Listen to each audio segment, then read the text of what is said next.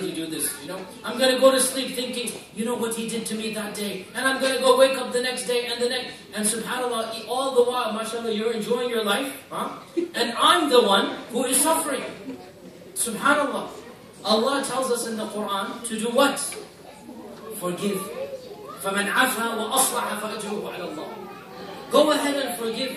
Bring about reconciliation. And his reward will be with Allah subhanahu wa ta'ala. So as we are now finishing up these days of Ramadan, it is an ideal time as well to cleanse our hearts of hatred and animosity towards one another. In fact, our Prophet ﷺ said, it is not allowed for a Muslim to boycott another Muslim for more than 3 days, such that he meets him and he meets him, and the both of them avoid one another to say salam.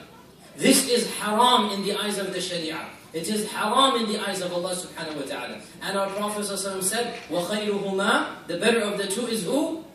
مَنْ بَدَأَ بِالسَّلَامِ, the one who begins with salam. And in fact, in a hadith Qudsi, we learn that Allah says to the angels, that we learn from the hadith, that on Mondays and Thursdays, our actions are presented to Allah. Just like a record, upkeep.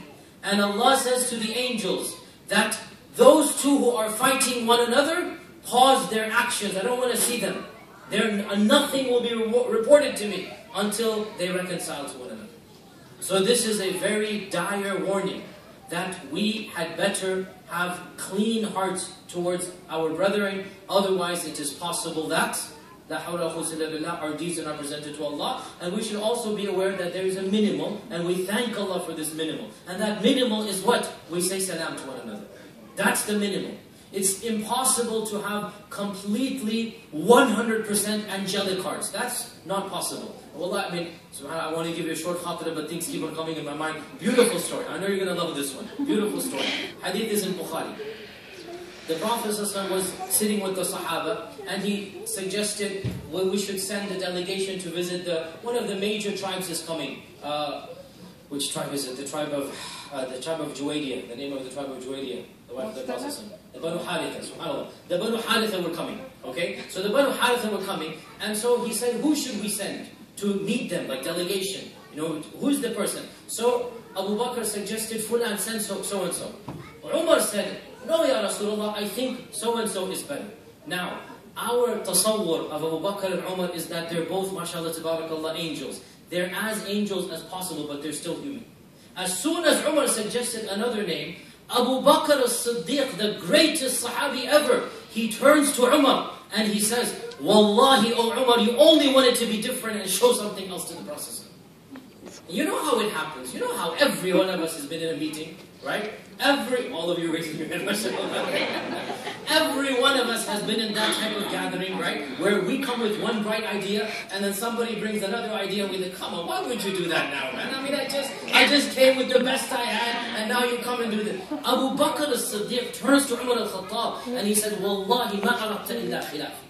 You're only trying to show, basically, something else. Now, subhanAllah, this is who? Abu Bakr as-Siddiq. Is this in any way diminishing of his rank? He's a human being.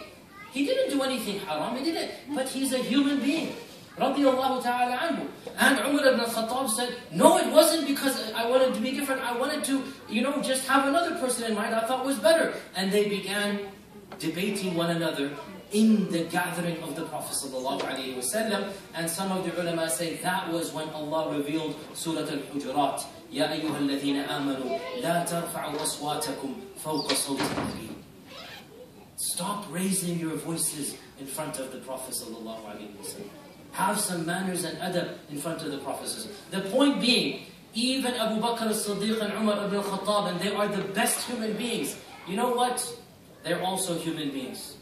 They have a little bit of tussle, and this isn't the only time. The seerah mentions minor things, but in the end, was there any actual friction? Wallahi, there wasn't.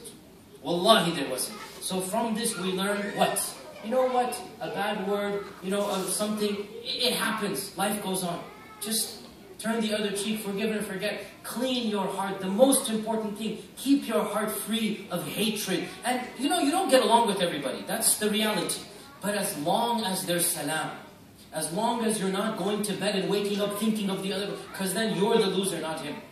You're the one suffering, not him. So the bottom line, as these Friday nights are coming in. One of the things we should all aim for, cleaning our hearts. وَنَزَعْنَا مَا فِي صُدُورٍ مِّنْ غِلٍّ. And guess what? That person you hate, you're thinking about so much, he might be your companion forever in Jannah. Because that's what Allah is saying.